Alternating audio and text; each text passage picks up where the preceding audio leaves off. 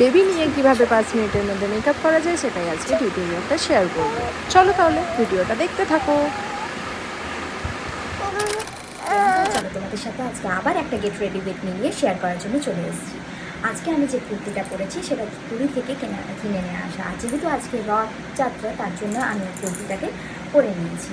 তো চলো makeup start করা যাক। আমি প্রথমে লিটিলের একটা ওয়েব টিস্যু ইউজ করছি। তোমরা চাইলে যে কোনো ওয়েব টিস্যু ইউজ করতে পারো। টোনার হিসেবে রাইস টোনারটা গুড ভাইবসের ভালো করে পুরো মুখে অ্যাপ্লাই করে নিচ্ছি।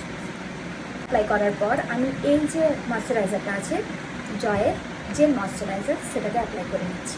প্রাইমার হিসেবে এই ইনসাইড কসমেটিক্সের প্রাইমারটা ভালো করে লাগিয়ে নিচ্ছি।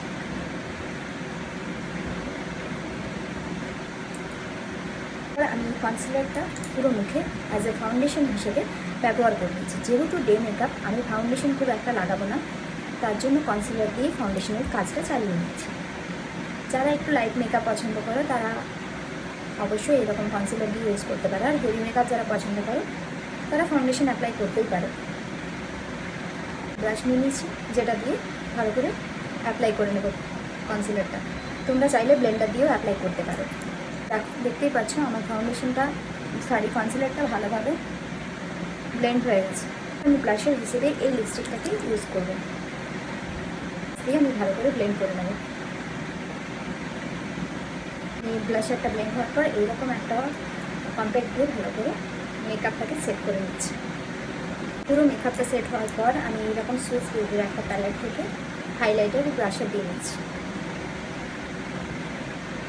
এবার আমি এই গোটা মেকআপটাকে ফিক্স করার জন্য এরকম একটা গ্লো ফিক্সার ইউজ করছি।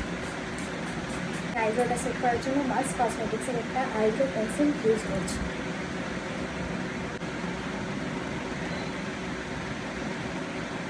এইভাবে আমি পেন্সিল দিয়ে ইউজ করছি, দিয়ে জাস্ট মার্চ করছি একটু কাজের জন্য।